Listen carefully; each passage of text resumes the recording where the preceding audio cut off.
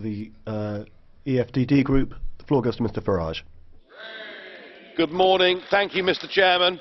Well, it may have taken 9 months, a pretty full gestation, but be in no doubt that last Wednesday was a great historic day when the United Kingdom announced that we were going to become an independent, self-governing, democratic nation once again, an act that has been cheered by hundreds of millions of people all over the world.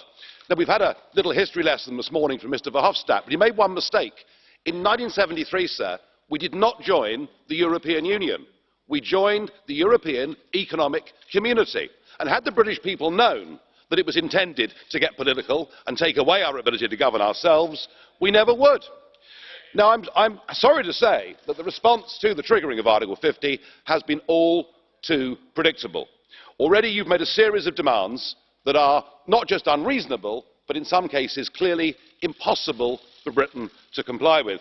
You began by telling us that we have to pay a bill, a cool 52 billion sterling, a figure that has clearly been plucked out of the air, effectively a form of ransom demand. What you could have acknowledged is that we've put net over 200 billion sterling into this project. We're actually shareholders in this building and the rest of the assets, and really, you should be making us an offer we can't refuse to go. And the ever-charming Mr. Verhofstadt, the Parliament's chief negotiator, in his resolution that we're to vote on later today, tells us that we cannot discuss potential trade deals with anybody else in the world until we've left the European Union. That has no basis in treaty law whatsoever. And it's rather like saying you can't guarantee yourself a dwelling for when you leave prison, and I trust the British government will completely ignore you. And of course, Mr. Tusk, who is not with us today, I suspect that he's still crying. He looked pretty tearful, didn't he, after the British ambassador delivered the letter last week.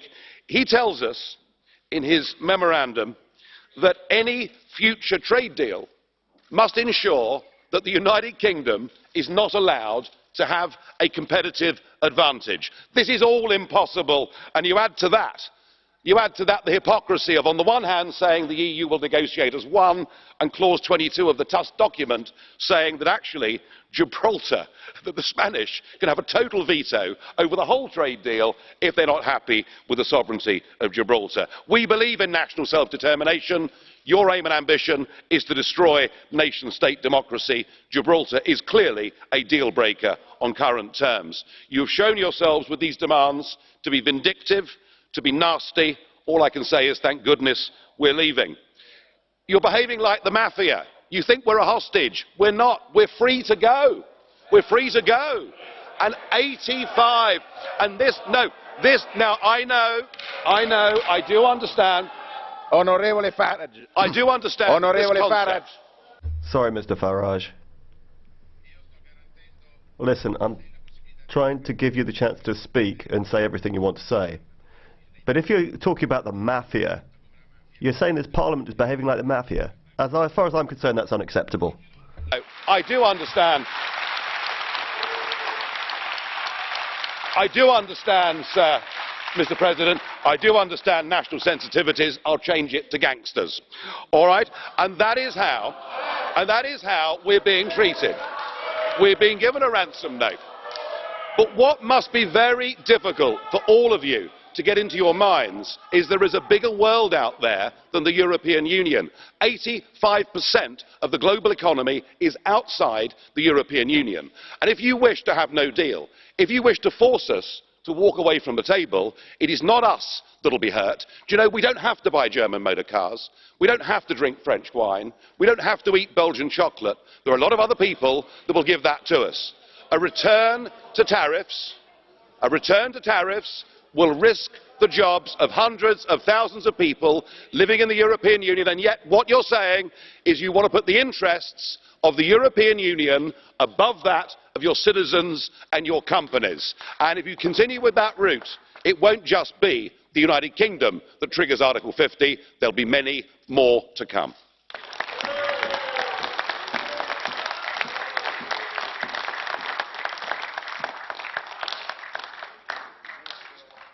Per il gruppo Europa delle On behalf of the Europe of Nations and Freedoms Group, Mr. de Graaf. Mr. President, I send my congratulations to Ms. Theresa May, to the United Kingdom and the British people. And I say to them, you have regained your freedom and your sovereignty by invoking Article 50, by leaving the European Union. You have now regained the opportunity to flourish as a nation, to control your borders, to make your own laws, to make your own trade deals.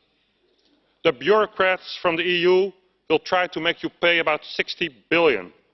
They'll try to force you to comply with all EU directives and standards and to accept hundreds of thousands of migrants, to accept even the rulings of the European Court of Justice. They will try to open an Ireland road for migrants to the UK. I say to you, don't give in to these demands. You're far better off outside the EU, a union which is going the way of more and more isolation. And they are calling you friend here, friend. But they want to punish you and make you bleed. Let me therefore remind you of the famous words of Sir Winston Churchill. We shall defend our island, whatever the costs may be. We shall fight on the beaches. We shall fight on the landing grounds. We shall fight in the fields and in the streets. We shall fight in the hills. We shall never surrender. God bless the United Kingdom.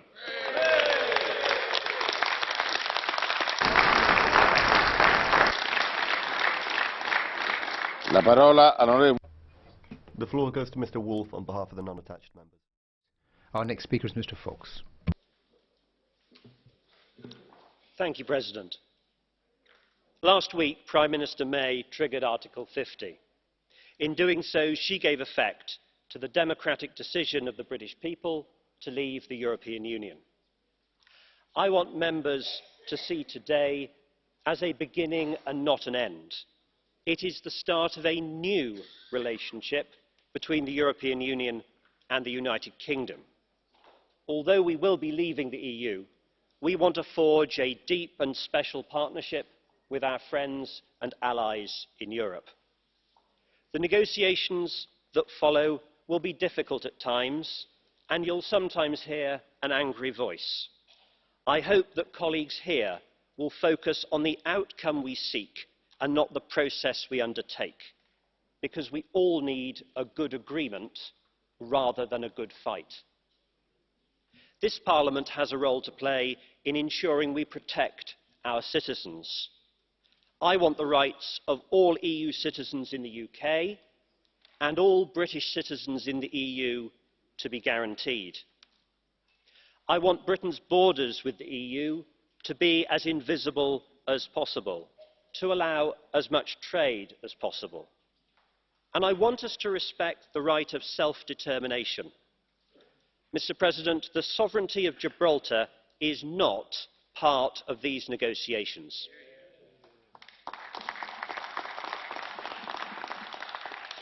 My group was disappointed that Mr. Verhofstadt felt he could only consult on the draft text with a few close political friends. And we also regret that he ignored so much good work by the Parliament's committees. Perhaps it was inconvenient.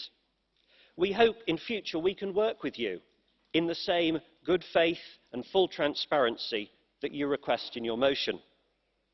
As we look to the future, it is in the interests of all our citizens that we reach a comprehensive agreement between Britain and the EU. We see no reason to delay any aspect of any of these talks. So let us go forward together and reach that deep and special partnership that will benefit all our nations. Thank you. La parola all'onorevole Berder. The next speaker is Ms. Bearder. Lies and blatant mistruths of the referendum campaign are crumbling before our eyes. They told us food prices would not rise. They have. They told us businesses would not move abroad. They are. They told us we were scaremongering. We were not. 16 million Brits did not say they wanted to leave the European family. Those who did won't be fooled again by the false promises from nationalists. This month of May, the British people will send a message to Mrs May in local elections and the Westminster seat of Manchester Gorton. That message reads loud and clear: you lied to us. We are angry and we want our country back. It belongs inside the European Union. As a Liberal Democrat, I will continue to fight against Brexit and to give the people a final say on the deal. I am proud of this House uniting with a positive but firm resolution. It is fair, it is just, and it is very European. And if the deal goes badly, the British people will welcome the chance to revoke Brexit and Article 50 and vote to remain. Thank you, Madam President. Thank you. I now give the floor for 2 minutes to Mrs. Anderson. Today in this chamber, the influence of the late Martin McGuinness is present. He met with virtually every signatory of the joint resolution, and he asked 3 things from you. 1, that you preserve the Good Friday Agreement in all its parts. 2, that there would be no hardening of the Irish border. And 3, that the unique circumstances and special status of Ireland would be supported. In his memory, we thank you for this. This is why we associate ourselves with this resolution. We feel that the European Parliament is a partner to the people of the north of Ireland, and particularly those living across the partitioned border areas, north and south, and no other MEP understands the disaster of partition than MEP Matt Carthy. Despite the fact that we support the joint resolution, we all have to recognise that this is not the Europe that we want or that the people need. We need an open and critical debate on the future of Europe, something that the resolution also calls for. We need to engage the public in this debate. Together we can shape a better Europe, a more social Europe, a democratic Europe, a Europe of equals. We've done our part. Now it's a turn of the European Council meeting on the 29th of April.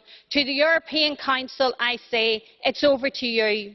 Enda Kenny, Taoiseach, your day has come. Now it's your time to stand up for the Good Friday Agreement in all of its parts. Irish citizens are depending on you. You must be the voice of the people north and south. It's clear from this resolution that Ireland has friends in Europe. And I want to end with a quote from Manfred Weber, somebody that I don't usually quote from.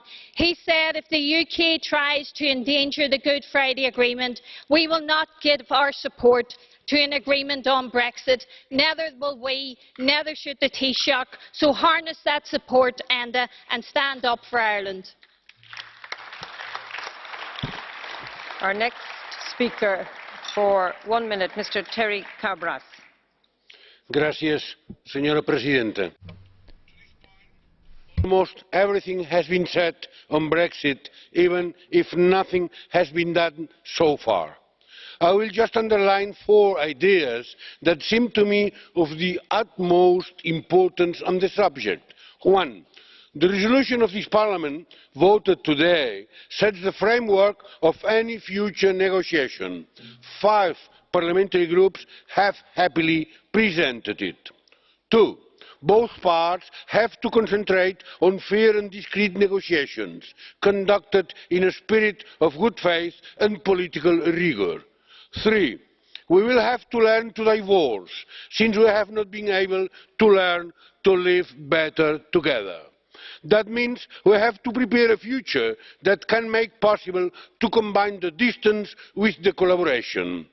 4. Finally, as President of IFA, I wish to express my conviction that both parts will be able to give a fair treatment, not just to the territories that express their will to remain, Scotland, North of Ireland and Gibraltar, but also to Wales.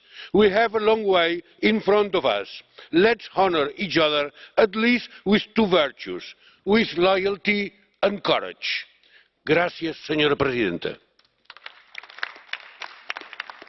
2 minutes, Mr. Nuttall. Thank you. I think what we've witnessed over the past week has been the unedifying spectacle of posturing and veiled threats. From the ludicrous suggestion that we will be saddled with a £50 billion divorce bill, although we're a net contributor to the EU budget, to the claim that no trade deal will be negotiated until the end of the Article 50 process. This, I guarantee, would cause immense damage to the economies of the European Union and would result in putting many of your citizens out of work. It's what we call in the UK cutting off your nose to spite your face.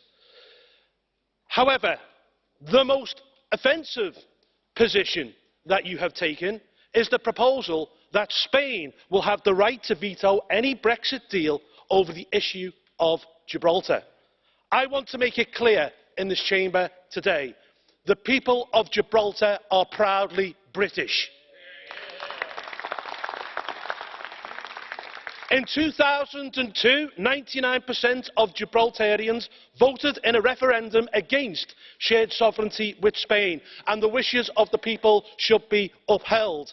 I do, however, have a solution to prevent Gibraltar being used as a pawn in Brexit negotiations and indeed end Spanish claims once and for all. Make Gibraltar a fully integrated part of the UK. Give her and our other overseas territories their own Member of Parliament. Give Gibraltar real influence and a voice in Westminster and send a clear message that Gibraltar is not for sale. In this area, we, the UK, can learn from our continental cousins, because the French give representation to their overseas territories, and I propose that we should too. I have been calling this for many, many years, and with the unique opportunities that Brexit has given us, I believe it is an idea whose time has come. Thank you. And now, for 1.5 minutes, Mrs. Atkinson.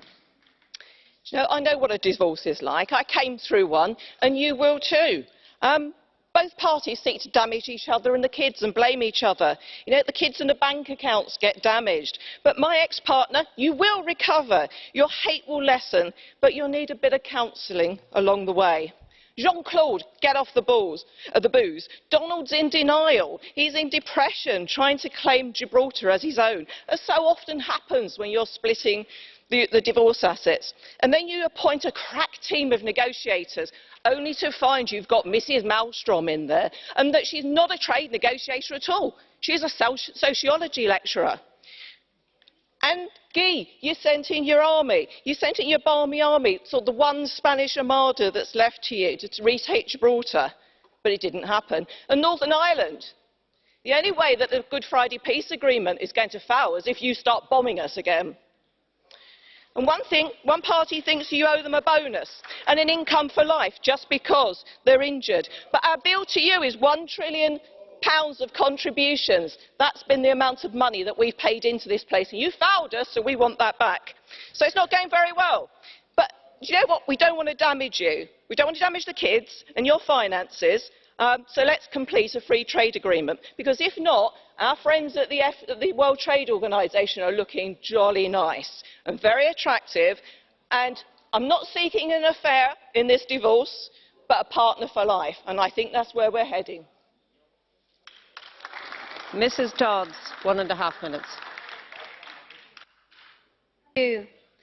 The triggering of Article 50 was a good day for democracy in the United Kingdom. The Prime Minister upheld the democratic result of the referendum when the UK voted decisively to leave the European Union last June.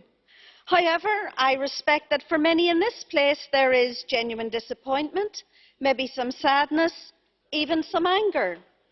In the negotiation to come on all sides, emotion must be tempered by a practical and positive willingness to find common ground.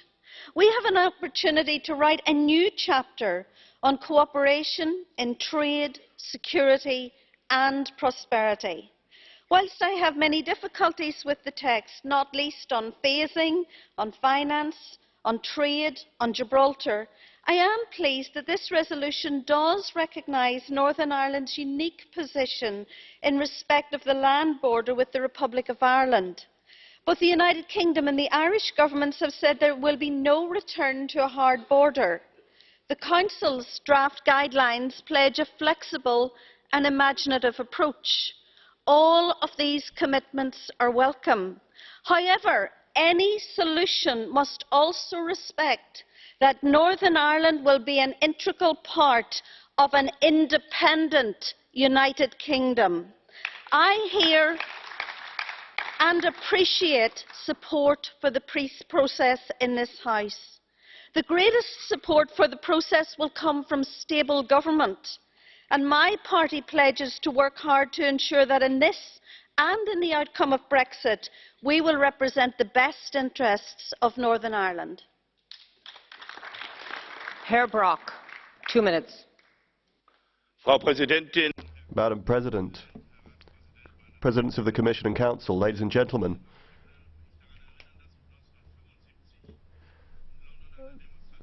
Back in 1975, I took part in a demonstration in London which called for the UK to stay in the EU. Back at that time, Britain was afflicted by strikes and industrial disputes, social disputes.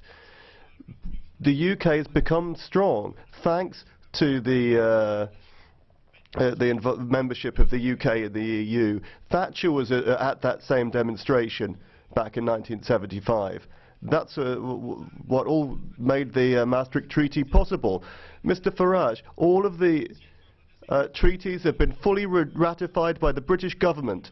Europe today has legitimacy that has been given to it by the UK. Ladies and gentlemen, we want constructive negotiations, fair negotiations, no revenge. We all have common interests, but if you're going to carry the burdens of the single market and the customs union, then you can't just save all of your disadvantages afterwards through a trade treaty. It's only fair that you don't have the same treatment as you'd get if you were a member. Now, okay, we've got the divorce contract and we've got the trade agreements to go into, but remember, it's in British interest to be involved in security cooperation. It's in our common interests. I think that that's something that the UK can understand. I think it's just a misunderstanding rather than a threat that could suggest he could pull out of that. Now, of course, there's going to be some kind of transitional agreement, and this has to be voted for in the European Parliament, as will the final result of the treaty. So, for Ireland and all of the others, we have to struggle for the EU with 27 members to defend the citizens' rights in the north of Ireland and in the Republic of Ireland and across the European Union. We do not want to hear any more war rhetoric, as we've heard over Gibraltar. Europe has brought freedom for 70 years. The UK, a great country, has to work in favour of peace and freedom, and we don't want to hear more warlike rhetoric. We have to work together to build our future rather than retreating to nationalist forms of debate from the past. Thanks. Thank you. 1.5 minutes. Mr. Jauria Atondo.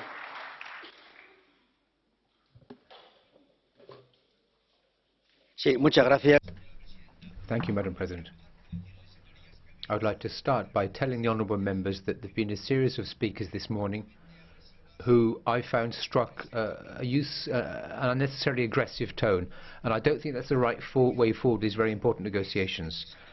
First of all, I would like to reiterate that we need demanding negotiations when it comes to the exit conditions. Europe is fully entitled to establish clear conditions, ensuring that people who leave the club don't do so without cost, that it's better to stay than to leave. for pedagogical reasons, the European Union has to establish this so as to ensure its own survival.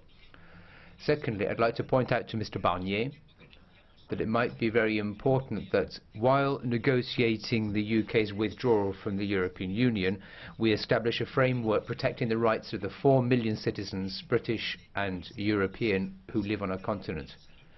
That should take place at the same time as the withdrawal negotiations. Thirdly, I would like to reiterate what I think should be the end point of these negotiations.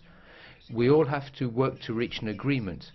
However, ladies and gentlemen, any such an agreement must be based on a desire to live together, and that includes Gibraltar. Spain has no intention whatsoever of fighting over sovereignty with Gibraltar. However, Spain has a long-standing claim which still remains valid, and we want to negotiate. But it's quite unacceptable in the 21st century that we have a colony here in Europe, and I hope that you'll understand the Spanish position on this. Thank you. 1 minute, Mr. Vistisen. Brexit Brexit is not the illness, but the symptom.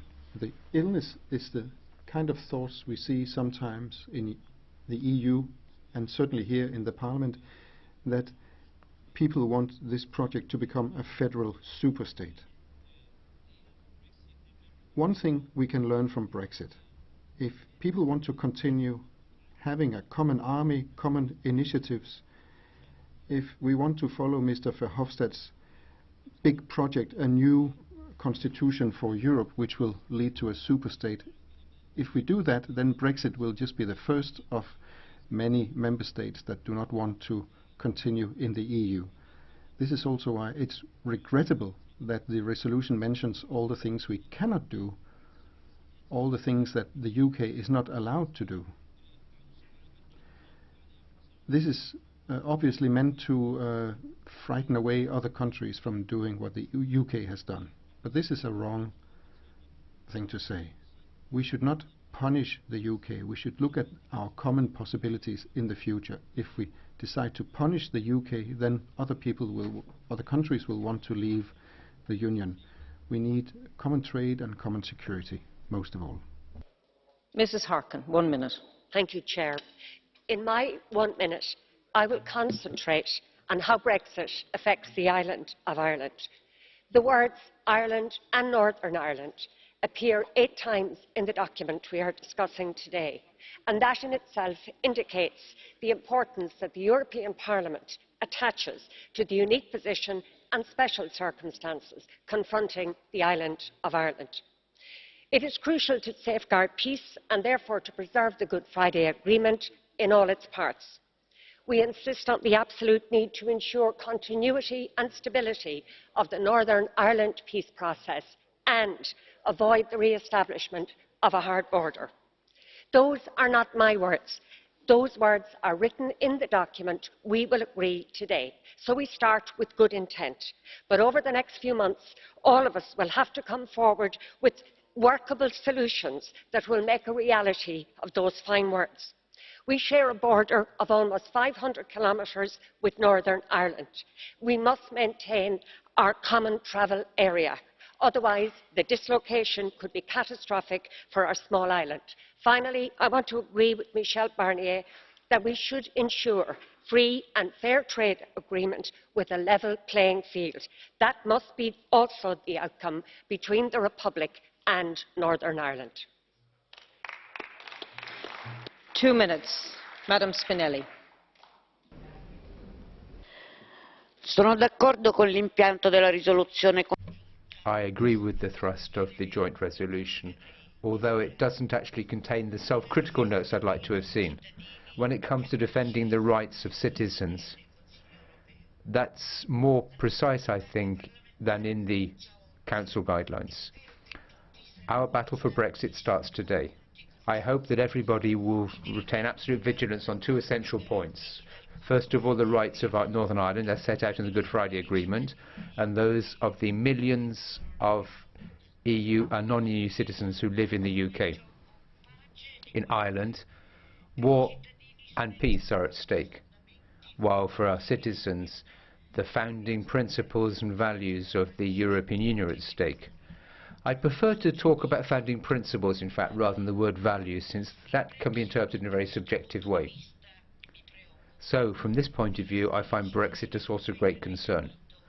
Millions of EU citizens in the UK and British citizens in the EU run the risk of being deprived of their fundamental social and civic rights as currently guaranteed by European law.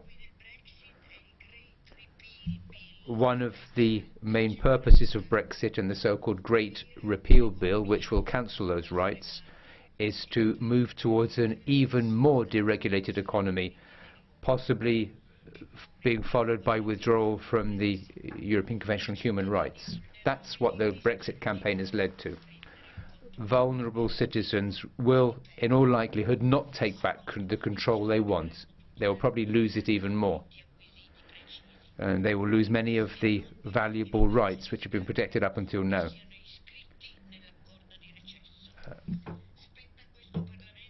The role of the European Parliament is to ensure that Northern Ireland and impoverished citizens have guaranteed rights. It's also up to us to understand the errors we've made in the past, moving towards the building of a social Europe which reverses the rejection of so many of its citizens. And this is something which we started to understand now here in Europe.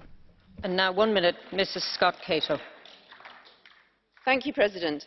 I campaign for the European Union as a peace project and a beacon for democracy and human rights.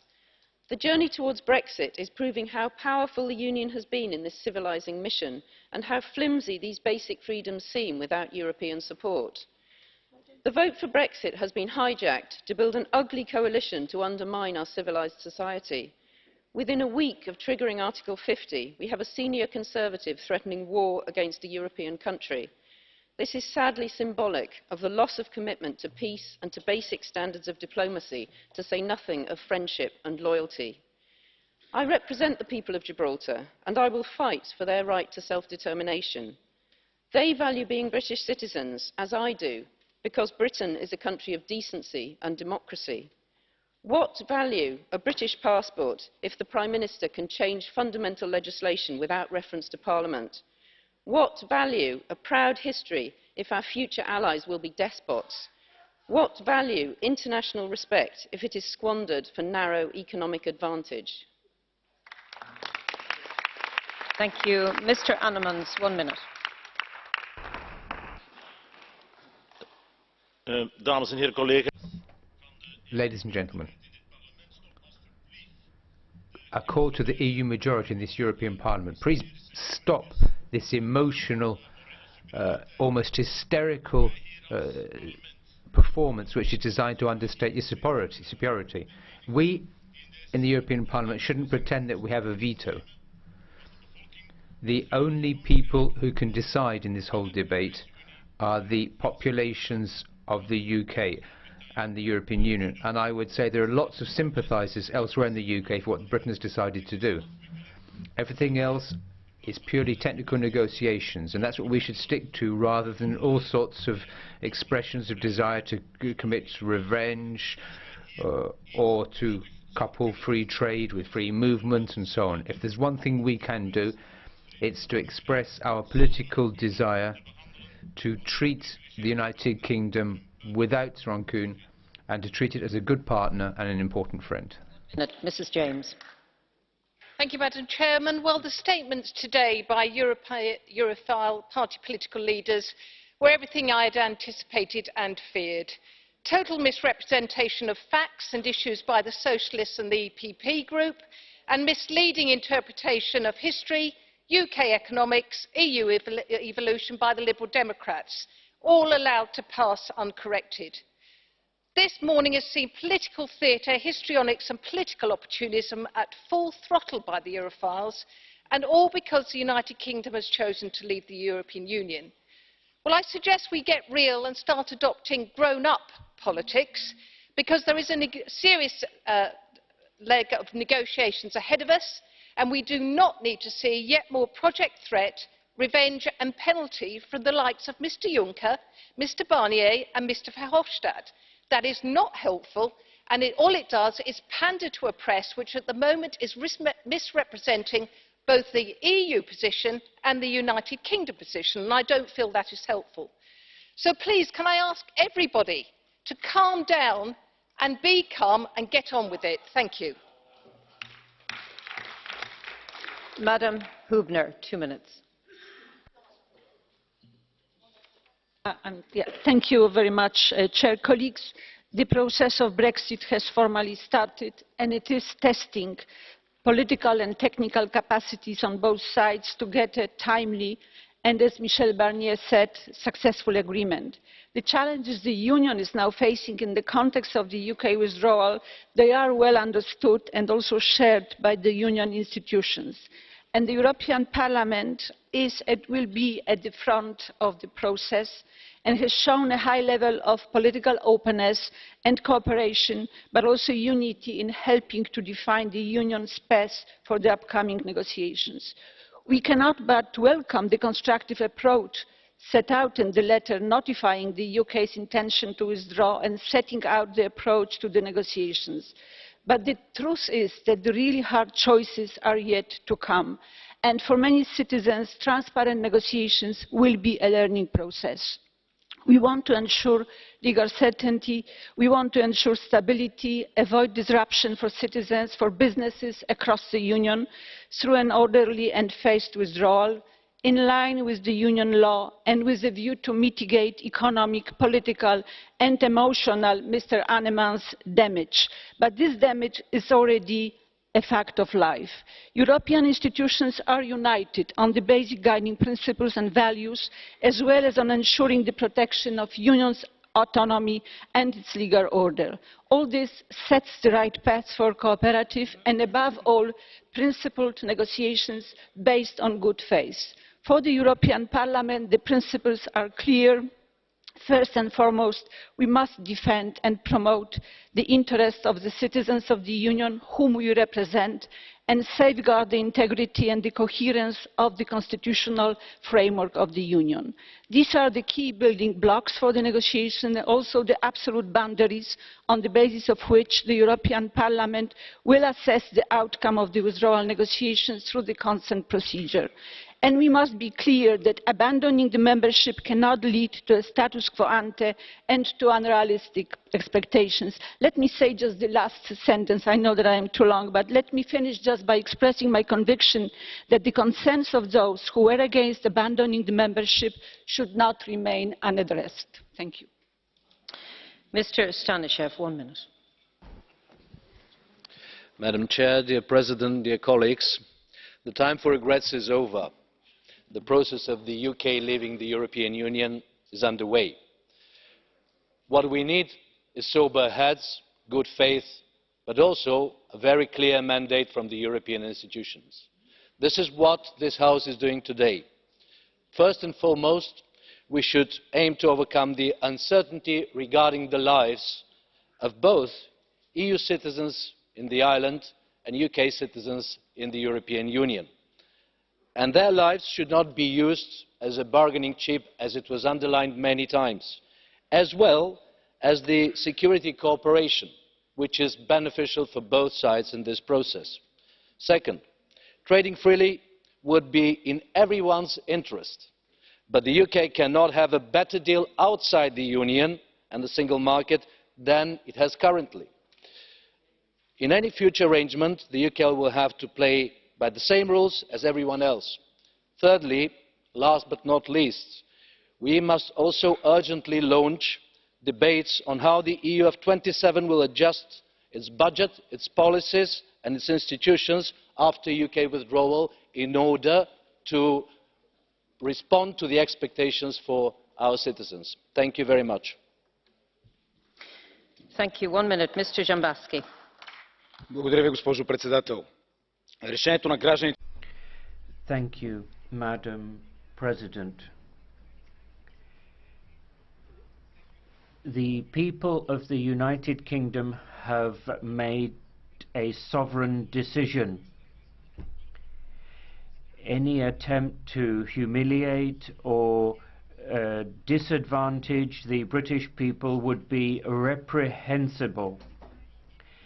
The United Kingdom is a friend and has always stood by us at difficult times. Northern Ireland, Ireland, Gibraltar are part of the Northern Ireland and Gibraltar are part of the United Kingdom. The negotiations and the negotiated outcome must guarantee the rights of the citizens of the United Kingdom and the European Union. Thank you, Chair. I was elected to represent the Welsh national interest, and that's what I'll continue to do. The people of Wales have the democratic right to decide on their own future, and that includes the kind of EU withdrawal that takes place and the way that it affects our nation. The devolved administrations of the UK, including Wales of course, should be involved at every stage of the negotiations. I do not accept that the interests of Wales can be ignored by the UK government, but that is exactly what is happening. Despite the publication of the White Paper, Securing Wales's Future, produced by Plaid Cymru and the Welsh Government, it's a comprehensive and constructive plan which includes our continuing participation in the single market, which is a top priority for our economy and our communities. I see Wales's potential as a successful nation. We have a lot to contribute to this process and to build in the future, and our voice must be heard. Thank you. Mr. Bay, 1.5 minutes.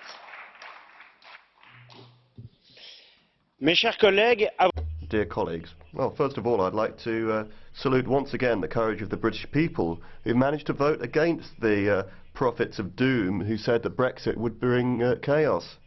Yes, British democracy, one of the oldest democracies in the world, has managed to overcome all of the forecasts of the globalized technocrats who are dominating Brussels and even Paris.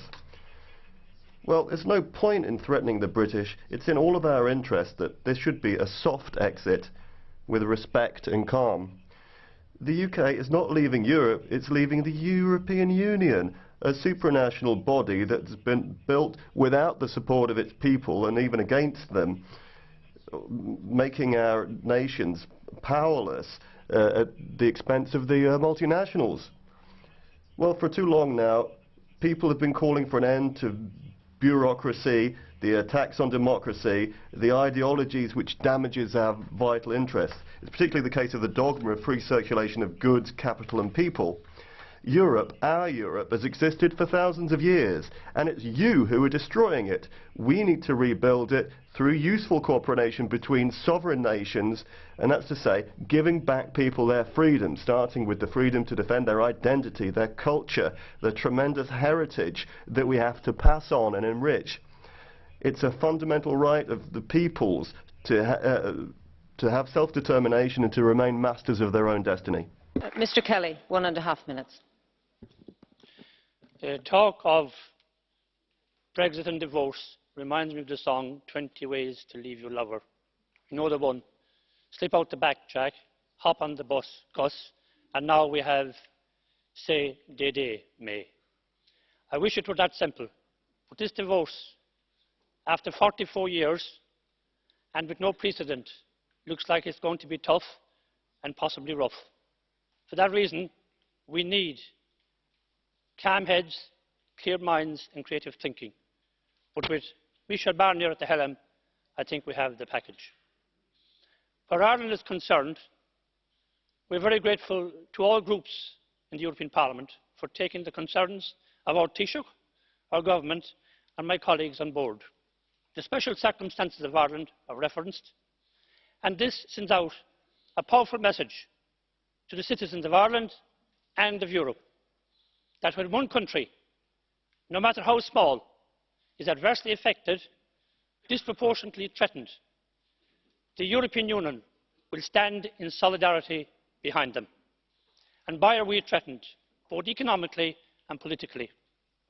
But with this solidarity, we can be confident that the terms of the Good Friday Agreement will be observed to the letter, that there won't be can't be and mustn't be a return to hard border, and that the prosperity of Ireland, especially our exporting sector, must not and cannot and will not be sacrificed on the high altar of expediency or pride.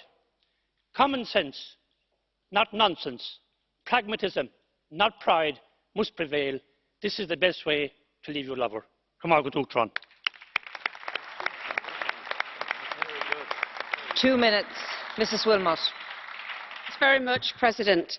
Last June, I toured my constituency day in and day out, making clear my concerns about the dangers of Britain leaving the EU, dangers for our economy and British businesses and the threats to jobs they create, dangers for British workers as the Tory right clamour to use Brexit to spark a bonfire of EU workers' rights, dangers for British and EU citizens with our cooperation on issues like counter-terrorism and security linked to our EU membership. Now, we lost the EU referendum, and while it saddens me to say it, Britain is leaving the EU. But those dangers are still there. In all our countries, there are families for whom the Brexit vote has created worrying uncertainty. Millions of people concerned about their rights to live and work in countries they've made home. Citizens across Europe are now at risk of the economic consequences of a bad deal, or even worse, no deal at all.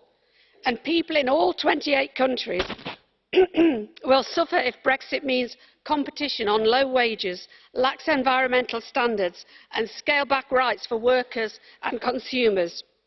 These are the people we represent, and these are the people to whom this Parliament must give a voice.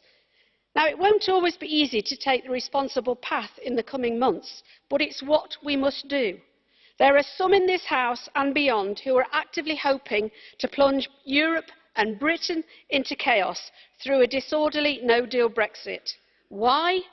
Because they have no answers to the questions that constructive negotiations will bring. So let us work for a constructive deal. And to those Leave campaigners who now sit in the British Cabinet or on the benches opposite, there's still one of them there I can see, you won. Now take responsibility for the promises you made. Absolutely.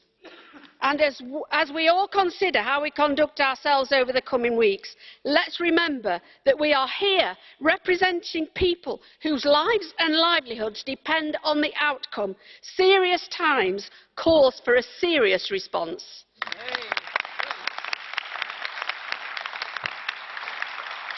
And now for 1 minute, Mr. Krasnodębski. Dziękuję, pani. Thank you very much, Madam President. The United Kingdom, as Prime Minister Theresa May said, is leaving the Union, not Europe.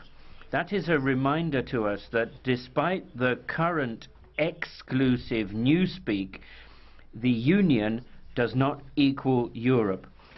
And we shouldn't forget that in the negotiations with the UK. We shouldn't forget about our shared heritage, shared interests, which we shall continue to have in common once the UK has left the Union. The negotiations must not seek to punish Britain for a democratic decision to withdraw in a manner the treaties allow. The Union cannot be a community of fear and coercion. That would be its demise. Instead, what we need now is to start reforming the Union to restore its spirit of freedom and solidarity based on freedom. Mr. Smith, 1 minute.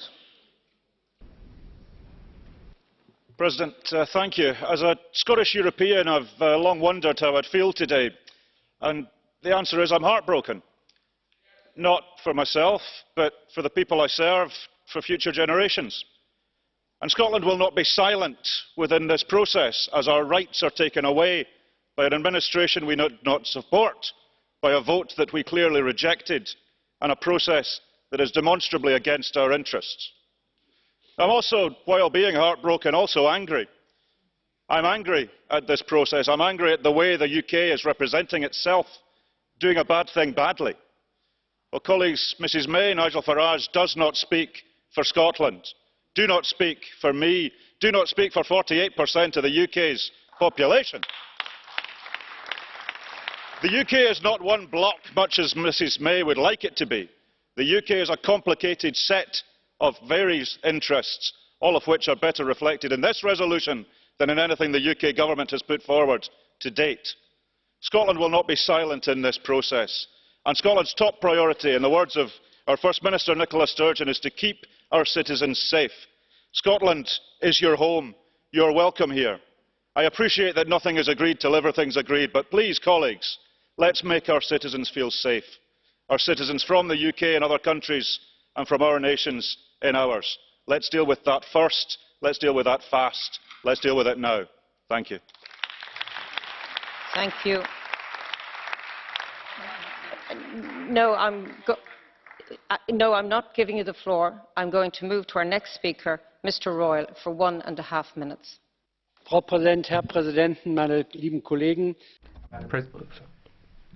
President, ladies and gentlemen, I haven't got much to add to what's been said. Brexit is very bothersome. I think it's also an enormous mistake. What we have to decide now is how we can deal with this in an effective and fair way. I think the work of the Commission and Mr Juncker and Mr Barnier are very good, and hopefully by working through this in a step-by-step way we can achieve good results. On the other hand, such difficult situations always provide opportunities for the other 27, and this is perhaps something we should talk up a bit more. An opportunity to become more reliant on each other, to trust each other a bit more, to become more reliable, and to start presenting our shared project in a more offensive way to the outside world. I think we should use this as an opportunity to try to trigger off a sense of enthusiasm in the population about the European project. It's perhaps not a chance occurrence that people have been out in the streets recently demonstrating for Europe. We should use this opportunity. And as I said, we have to promote reliability amongst our partners. We also have to be in a position to find ways of actually tackling people's problems. We have to provide proofs that people's concerns can be effectively solved by politicians, including us here in the European Parliament, and that hopefully will lead to a happy ending. And this is an opportunity for employment and prosperity in Europe. It's also perhaps an opportunity to further promote innovation and economic strength. We should focus on that rather than how we can try and balance our weaknesses and strengths. If we take such a positive stance, I think even if Brexit is a massive mistake, it can be an enormous opportunity for the European Union. For 1 minute, Mr. Geyer. Thank you very much, Madam President. President Juncker, Minister, colleagues. Mr. Barnier, you referred to the settling of accounts and not a penalty. The UK has not bought into a company from which it's now withdrawing its capital. It invested in a political alliance and it benefited from economic advantages.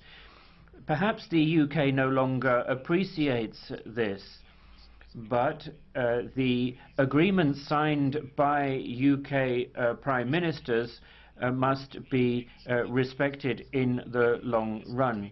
You can't go into an English pub, have several rounds of drinks and a slap-up meal and then walk out without paying the bill. The treaties, the budgetary commitments have been signed by the United Kingdom. The United Kingdom also has its share of the pension entitlements of British and other EU officials. Thank you. Mr. Nicholson, 1 minute. Thank you very much indeed, Madam President. I want today not to dwell on the past, rather I would like to look to the future. We all need to come together with a plan that works for everyone and build a good foundation for our future relationships with the European Union. For the sake of all our people in the United Kingdom, and the European Union needs to work together to be strong allies and close friends when we leave. Europe has been a strong friend to Northern Ireland and gave us strong support during our darkest days.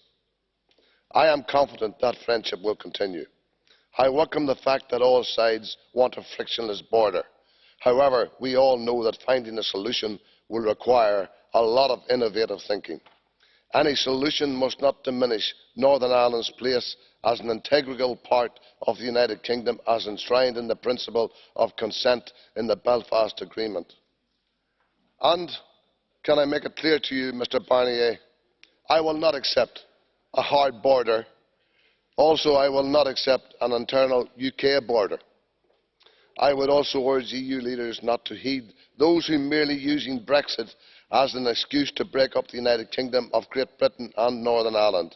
And let me make it clear also, and I hope you are listening, Mr Barnier. I hope you are listening, Mr Barnier. I want to make it very clear to you, not twiddling with your telephone as you seem to be doing. I would suggest you actually listen to the speech with the greatest respect. Can I say to you very clearly, Dublin does not speak for Belfast. We will take care of ourselves. 1.5 minutes, Mr Lewandowski.